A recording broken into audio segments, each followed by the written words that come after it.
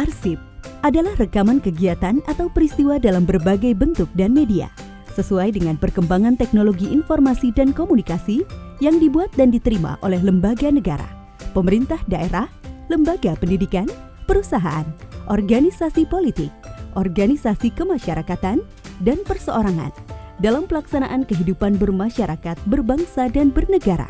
Secara fungsi, arsip dibagi menjadi dua, yakni arsip dinamis dan arsip statis. Arsip dinamis adalah arsip yang digunakan secara langsung dalam kegiatan pencipta arsip dan disimpan selama jangka waktu tertentu.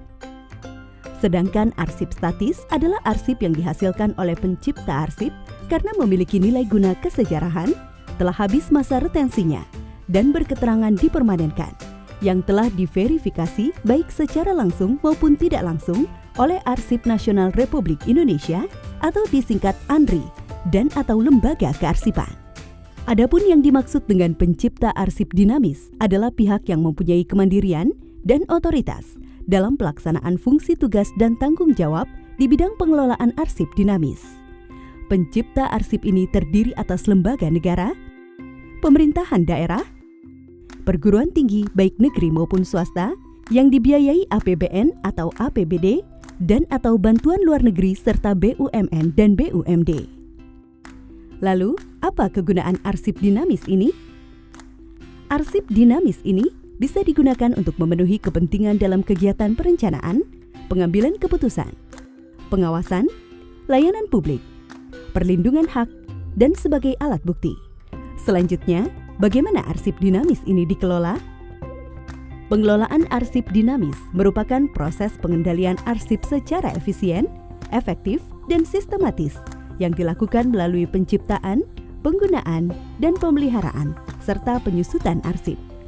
Untuk mendukung pengelolaan arsip yang efektif efisien, pencipta arsip membuat tata naskah dinas, klasifikasi arsip, sistem klasifikasi keamanan dan akses arsip, serta jadwal retensi arsip.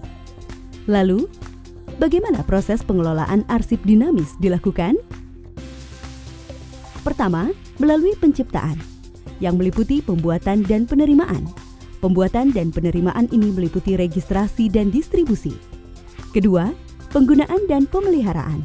Penggunaan akses arsip dinamis ini dilakukan untuk kepentingan internal pencipta arsip dan kepentingan publik.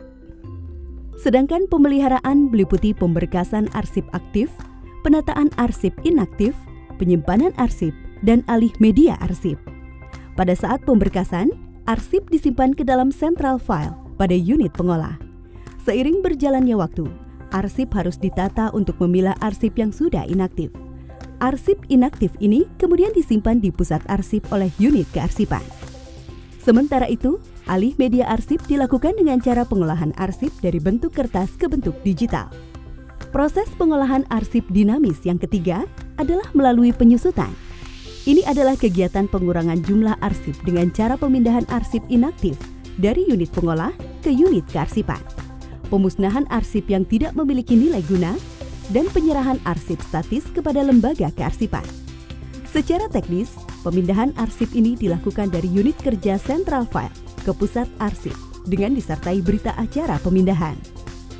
Dalam pemusnahan arsip ini, ada prosedur yang harus dilakukan, meliputi pembentukan panitia penilai arsip, penyeleksian arsip, pembuatan daftar arsip usul musnah, penilaian oleh panitia penilai arsip, permintaan persetujuan dari pimpinan pencipta arsip, penetapan arsip yang akan dimusnahkan, dan pelaksanaan pemusnahan dilakukan secara total, baik fisik maupun informasinya. Disaksikan sekurang-kurangnya oleh 2 pejabat dari unit hukum dan pengawasan dari lingkungan pencipta arsip yang bersangkutan, disertai penandatanganan berita acara pemusnahan. Pemusnahan arsip adalah kegiatan yang sangat krusial, sehingga harus dilakukan secara hati-hati berdasarkan prosedur yang benar. Apabila diabaikan, akan terkena sanksi pidana, sesuai dengan Undang-Undang Nomor 43 Tahun 2009, Pasal 89, dengan ancaman hukuman 10 tahun pidana penjara dan denda paling banyak Rp500 juta. Kegiatan penyusutan arsip selanjutnya adalah penyerahan arsip statis kepada lembaga kearsipan. Tahapan ini harus disertai dengan berita acara penyerahan dan daftar arsip yang diserahkan. Apabila pengelolaan arsip dinamis dilakukan dengan benar, maka akan terwujud tertib arsip di lingkungan pencipta arsip, yang pada akhirnya menciptakan efisiensi, efektivitas, produktivitas, akuntabilitas, dan transparansi, serta terselamatkannya arsip statis sebagai memori kolektif bangsa.